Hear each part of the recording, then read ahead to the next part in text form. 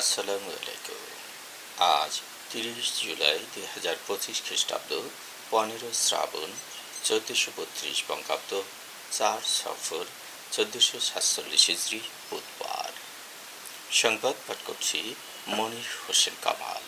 প্রথমেই শুনবেন সংবাদ শিরোনাম।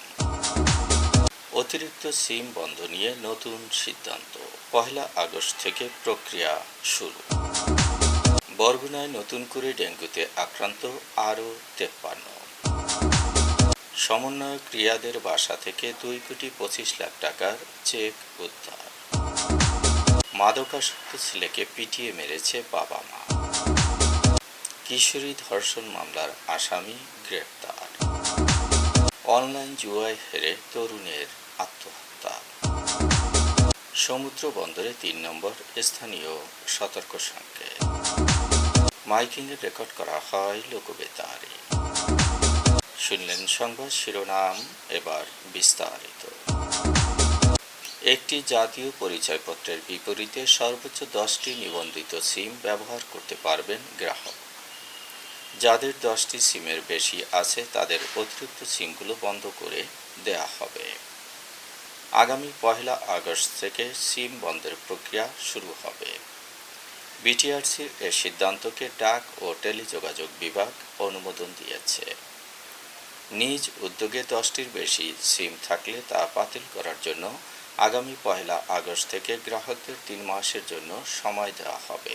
এরপর বিটিআরসি বিভিন্ন বিষয় বিবেচনায় নিয়ে বাড়তি সিমগুলো বন্ধের উদ্যোগ নেবে। পুরো প্রক্রিয়া শেষ করতে ৫ থেকে ৬ মাস সময় লাগবে। সর্বোচ্চ 10টি সিম নিবন্ধনের সুযোগ দেবে। সর্বোচ্চ 10টি সিম নিবন্ধনের সুযোগ বেঁধে দিলে ২৬ লাখ ব্যবহারকারীর ৬৭ লাখ সিম বন্ধ হয়ে যাবে। বরগুনায় নতুন করে ডেঙ্গুতে আক্রান্ত হয়েছে আরও ৫৩ জন। এ নিয়ে জেলায় মোট আক্রান্তের সংখ্যা ৪,৮০৮ জন। বরগুনার civil surgeon doctor Mohammad Abul Fatta জানিয়েছেন, গত ২৪ ঘন্টায় বরগুনা সদর উপজেলায় ৪৩ জন, বেতাগী ১, বামনা ২, পাথরঘাটায় ৪ ও তালতলীতে ৩ জন নতুন করে আক্রান্ত হয়েছেন। জেলায় ডেঙ্গুতে আক্রান্ত হয়ে চিকিৎসাধীন আছেন ১৫৯ জন। এদের মধ্যে বরগুনা জেনারেল হাসপাতালে ১১৪, আমতলী ৩, বেতাগী ২, বামনা ১২, পাথরঘাটা ১০ এবং তালতলী উপজেলা স্বাস্থ্য কমপ্লেক্সে ১৮ জন চিকিৎসাধীন। এখন পর্যন্ত বরগুনা সদর উপজেলায় ৪,০৯৪, তালতলী ১১৩, বামনা ১৭৪, বেতাগী ৬০, আমতলী ৫৯ এবং পাথরঘাটা উপজেলায় ৩০৮ জন আক্রান্ত হয়েছেন। অন্যদিকে জেলায় ডেঙ্গুতে আক্রান্ত হয়ে মারা যাওয়া ৩৭ জনের মধ্যে ২৯ জনের বাড়ি বরগুনা সদর উপজেলায়, ৩ জনের বাড়ি পাথরঘাটা এবং ৫ জনের বাড়ি বেতাগী উপজেলায়। রাজধানীর গুলশানে সাবেক এক সংসদ সদস্যের বাসা থেকে ৫০ লাখ টাকা চাঁদা নিতে গিয়ে গ্রেপ্তার সমন্বয়ক পরিচয়দানকারী আব্দুর রাজ্জাক বিন সুলাইমান রিয়াদের বাসা থেকে ২,২৫,০০,০০০ টাকার চেক উদ্ধার করেছে পুলিশ। ঢাকা মহানগর পুলিশের মুখপাত্র মোহাম্মদ তালিবুর রহমান জানিয়েছেন, ৫০ লাখ টাকা চাঁদা দাবির ঘটনায় গ্রেপ্তারকৃতদের জিজ্ঞাসাবাদে প্রাপ্ত তথ্য মোতাবেক ২,২৫,০০,০০০ টাকার চেক উদ্ধার করার পরে কলাবাগান থানায় আলাদা একটি মামলা হয়েছে। এছাড়া রিয়াদের ঘর থেকে অন্তত 10টি এফডিআর-এর কাগজ পাওয়া গেছে, যেগুলোর প্রতিটিতে সর্বনিম্ন ২ লাখ টাকা করে জমা রয়েছে।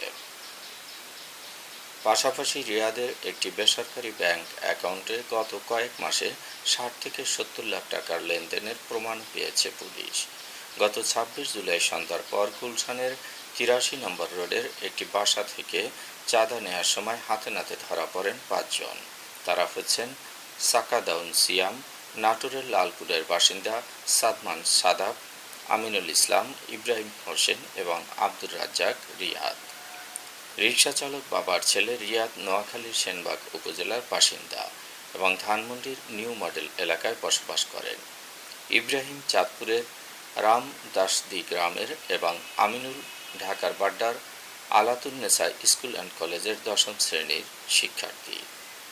ইব্রাহিম বৈষম্য বিরোধী ছাত্র আন্দোলনের ঢাকা মহানগর শাখার আহ্বায়ক ছিলেন। বরিশালের বাকেরগঞ্জে মাদকাসক্ত ছেলেকে পিটিয়ে হত্যা করেছে বাবা মা। এ ঘটনার পর বাবা মা থানায় গিয়ে আত্মসমর্পণ করেছেন। গতকাল দুপুরে পৌরসভার ৬ নম্বর ওয়ার্ডের ভরপাশা এলাকায় এ ঘটনাটি ঘটেছে। নিহত যুবকের নাম হাসান গাজী।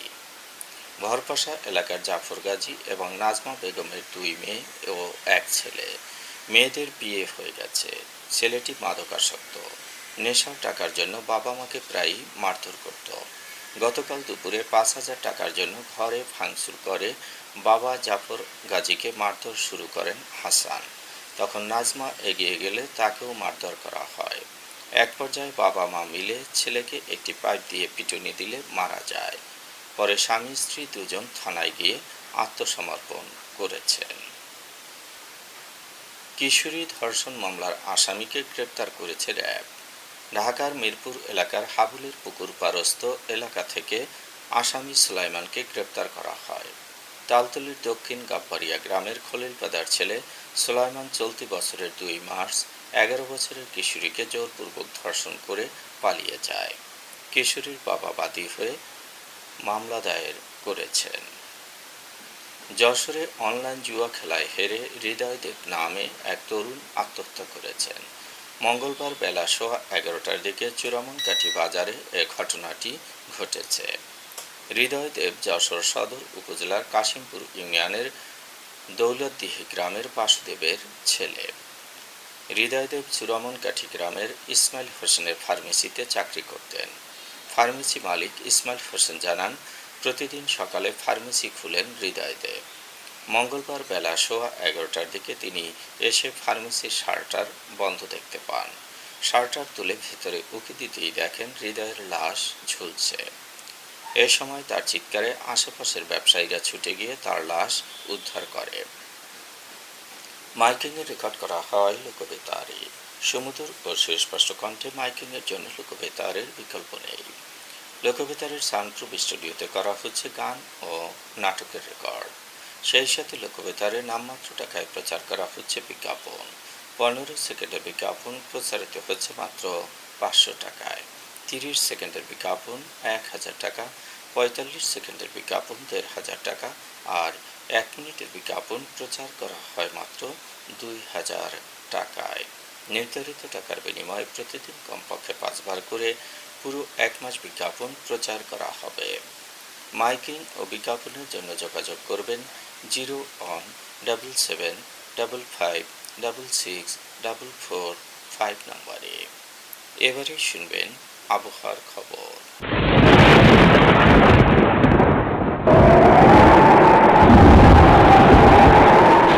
মৌসুমী বায়ুর অক্ষ রাজস্থান, উত্তরপ্রদেশ, বিহার, পশ্চিমবঙ্গ ও বাংলাদেশের উত্তরাঞ্চল হয়ে আসাম পর্যন্ত বিস্তৃত রয়েছে। এর একটি বর্ধিত অংশ উত্তর বঙ্গোপসাগর পর্যন্ত বিস্তৃত। মৌসুমী বায়ু বাংলাদেশের উপর মোটামুটি সক্রিয় এবং উত্তর বঙ্গোপসাগরে মাঝারি অবস্থায় রয়েছে। দেশের ৪ সমুদ্র বন্দরকে ৩ নম্বর সতর্ক সংকেত দেখাতে বলা হয়েছে। বঙ্গোপসাগরে অবস্থানরত মাছ ধরার নৌকা ও ট্রলারগুলোকে নিরাপদ আশ্রয়ে থাকতে বলা হয়েছে। রংপুর, রাজশাহী, ময়মনসিংহ, ঢাকা, খুলনা, বরিশাল, চট্টগ্রাম ও সিলেট বিভাগের অধিকাংশ জায়গায় অস্থায়ীভাবে দমকা হওয়া সহ বিদ্যুৎ চমকানো বা হালকা থেকে মাঝারি ধরনের বৃষ্টি অথবা বজ্রসহ বৃষ্টি হতে পারে। আজ দেশের সর্বোচ্চ তাপমাত্রা ছিল নরসিংদীতে ৩৫.৫ ডিগ্রি সেলসিয়াস এবং সর্বনিম্ন তাপমাত্রা ছিল টাঙ্গাইলে ২৩.৪ ডিগ্রি সেলসিয়াস। বরগুনার সর্বোচ্চ তাপমাত্রা ২৮.৬ ডিগ্রি সেলসিয়াস, সর্বনিম্ন ২৬ ডিগ্রি সেলসিয়াস। আগামীকাল সূর্যোদয় হবে ভোর ৫টা ২৭ মিনিটে। সংবাদ শেষ করার আগে শিরোনামগুলো আবার পড়ছি।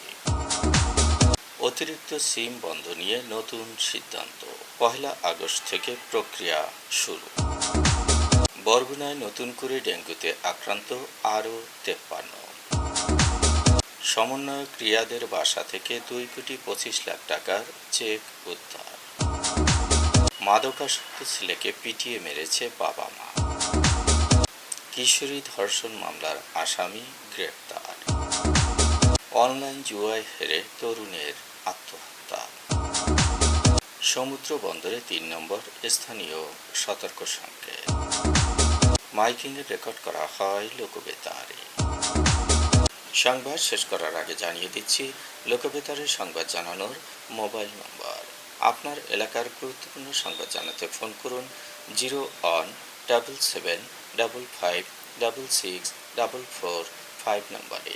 আর লোকবেতারের সাথে যুক্ত হয়ে গান শুনতে চাইলে SMS করুন 01782973478 নম্বরে। মোবাইল করবেন 0195943854 নম্বরে। বিশ্বের সব জায়গা থেকেই শুনতে পারবেন লোকবেতার। লোকবেতার FM.org ওয়েবসাইটের মাধ্যমে শুনুন সরাসরি অনুষ্ঠান। সংবাদ পাঠ এখানেই শেষ করছি।